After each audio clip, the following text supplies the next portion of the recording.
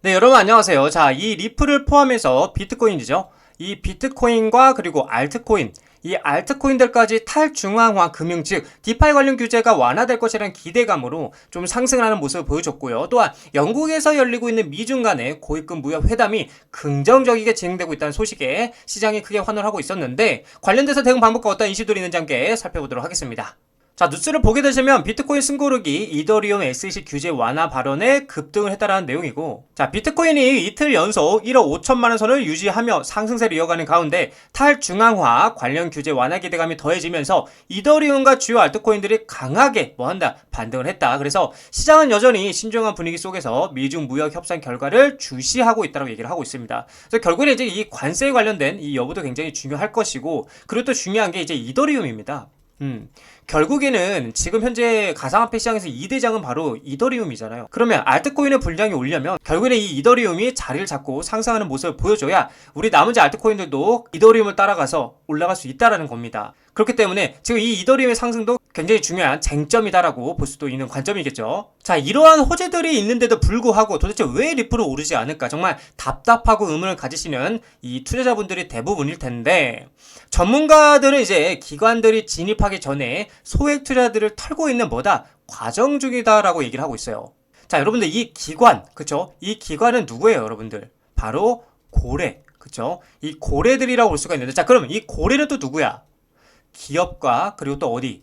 기관이라고 볼 수가 있는데, 이러한 고래들은 세력들이라고도 불리기도 해요. 근데 이런 세력들이 왜 개인들의 물량을 이렇게 털고 움직이려고 하는지에 대해서 좀 말씀드려보자면, 자, 고래라는 세력들은 개인들의 물량을 잠재적인 뭐다? 매도 물량으로 판단합니다. 이 세력들이 잠재적인 매도 물량으로 보고 있는 이 개인들의 물량은 올라가더라도 어차피 매도할 것이고, 뭐 떨어지더라도 매도할 것이고, 횡보하더라도 매도할 것이기 때문인데, 이 잠재적인 매도 물량을 어떻게 해서든 간에 털고 가야 돼 라고 생각하는 게 뭐다? 세력들이라는 겁니다. 자, 그래서 뭐 주식이나 코인 거래를 많이 해보셨거나 경험이 많으신 분들은 아실 텐데, 강력한 호재, 그쵸? 강력한 호재가 있으면 오히려 안 오르다가 한꺼번에 뒤도 안 돌아보고 올리는 모습들을 많이 보셨을 겁니다. 그럼 개인들은 어때요? 그 전까지 못 버티다가 본인 본전가에 오게 되면 너도 나도 던지게 됩니다. 그럼 세력들은 그 매도하는 물량을 다시 받아먹기 시작한다는 거예요. 자, 그렇기 때문에 이 리플이 급등 전에 지독한 횡보를 통해서 개인들의 물량을 세력들이 어떻게 하고 있다? 빨아들이고 있다. 즉 흡수하고 있다라고 여러분들에게 말씀을 드리고 싶은 관점입니다. 자, 그렇기 때문에 결국에는 지금 중요한 거는 XRP 규제 해방 앞두나 리플 SEC 소송 분수령과 트럼프 회동설이 굉장히 주목이 되고 있는 상황인 건데, 자, 여러분들 리플 CEO는 여기 있죠. 리플 CEO는 근 4년간, 그쵸? 근 4년간 리플을 지독하게 괴롭혔던 소송에 대한 마무리를 강력하게 어필할 것으로 추정이 되고요. 그에 따라서 이제 ETF가 나왔잖아요. 그쵸?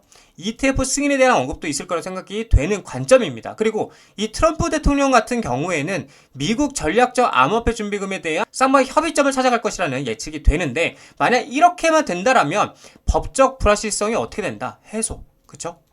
해소가 될 것이고요. 여러분들도 아시다시피 이 리플이 현재 미국 내에서 차지하고 있는 점유율과 인식이 상당히 좋아졌고, 미국의 대표적인 코인이라고 언급될 만큼 엄청난 점유율을 자랑하고 있기도 하죠. 그래서 이미 세계적으로도 리플에 관심이 뜨거운 상태에서 이 미국의 왕인 트럼프까지도 현재 친 비트코인 스탠스로 몰아붙이고 있는 상황이기 때문에 이 앞으로의 파급력, 그쵸? 이 리플의 파급력과 몸집이 나날이 커질 수밖에 없는 상황이 된다는 거죠. 자, 그렇기 때문에 시장에서는 이번 리플과 그리고 트럼프죠. 트럼프의 회동 계획을 굉장히 긍정적이게 기대를 하고 있는 상황이라 볼 수가 있겠고, 또한 16일, 그쵸? 16일날 뭐예요? 리플과 SEC 소송에 대한 이제 잠재적 결정이 남아있다 볼 수가 있겠죠. 그만큼 굉장히 이 16일이 중요한 날이라 볼 수가 있는데, 만약에 이 16일날 재판이 긍정적이게 마무리가 된다라면 그 다음 날인 17일이죠. 이 17일날 XRP ETF, 그쵸? XRP ETF를 승인해줄 가능성이 매우 높은 상황이기 때문에